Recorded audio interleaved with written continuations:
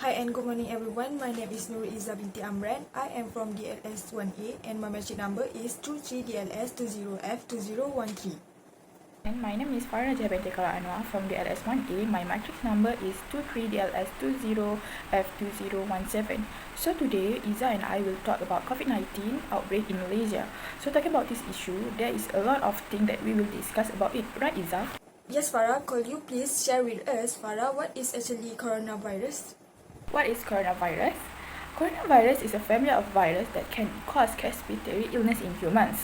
They get their names, corona, from the many crown-like spikes on the surface of the virus. Severe acute respiratory syndrome, middle is respiratory syndrome, and the common cold are example of coronavirus that cause illness in human. So Izzah, could you please share with the background about COVID-19? Okay, thank you Farah. The coronavirus disease is 2019, which is we call it is COVID-19, is a novel pneumonia disease originating in Wuhan. Was confirmed by the World Health Organization on January 12, 2020 before becoming an outbreak in all countries. The outbreak situation is a stringent screening process at all airports in Malaysia was enforced after the first case of such channel was reported in Thailand. Up to April 14, 2020, Malaysia has reported two waves of COVID-19 cases, with the first wave ending successfully within just 2 months. Then we will talk about the cause of and effect about coronavirus then nowadays. For my information, the cause of outbreak began in Wuhan, a city in the Hubei province of Chinese. Report of the first COVID-19 case started in December 2019. Coronavirus are common in certain species of animals, such as cattle and camels. Although the transmission of coronavirus from animal to human is rare actually. However, it remains unclear exactly how the virus first spread to humans. Some report trace the early case back to a seafood and animal market in Wuhan. This way have been from here that COVID-19 started to spread to humans. Oh, I see Farah, from the fact that you are talking, so how this virus actually spread among the human? The virus spread from person to person to close communities. When people with COVID-19 break out of our crowd, they expel a tiny droplet that contain the virus. This droplet can enter the mouth or nose of someone without the virus, causing an infection to occur. The most common way that still illness spread is through close contact with someone who has the infection. Close contact is within around 6 feet. The disease is most contagious when a person's symptoms are at their peak. However, it is possible for someone without symptoms to spread the virus. But actually Farah, from what that I know, there is a new study suggests that 10% of infection are from people exhibiting no symptoms. Droplets containing the virus can also land on nearby surface or objects. Other people can pick up the virus by touching their surface or objects. Infection is likely if the person then touch their nose, eyes or mouth. I think you should include this, Farah, right? Oh, yes, Izzah. I'm impressed. This is my new knowledge. Thank you, Izzah, for including this. No problem, Farah. We can learn it together. It is important to take note that COVID-19 is new and research is still ongoing.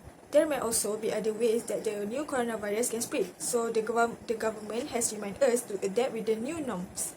The government also recommend that people wear cloth face masks in public places where it is difficult to maintain physical distancing. This also will help slow the spread of the coronavirus from people who do not know that they have contracted it, including to those who are asymptomatic. People should wear cloth face masks while continuing to practice physical distancing. People are advised to less involve in busy places to avoid the spread of the virus. And we move to the next season. So Izzah, what is your opinion about the value that all we get from the virus? Actually, we can get many value from various aspects. One of the value is members of society share responsibility in limiting the spread of this disease. Adhering to public health measures serve to protect each individuals and members of at-risk population. Then, public trust in public health measures is essential to containment of this disease. As a healthcare, providers and educators, naturopathic doctors and students must use their patient interaction, platforms and public standing to share accurate information based on the preponderance of evidence that supports and protects public health. Oh, by the way, Farah, how do we get rid those viruses? Is there any solution that government give or recommend for people? Oh yes, there is a solution that government provide us. They provide us vaccine.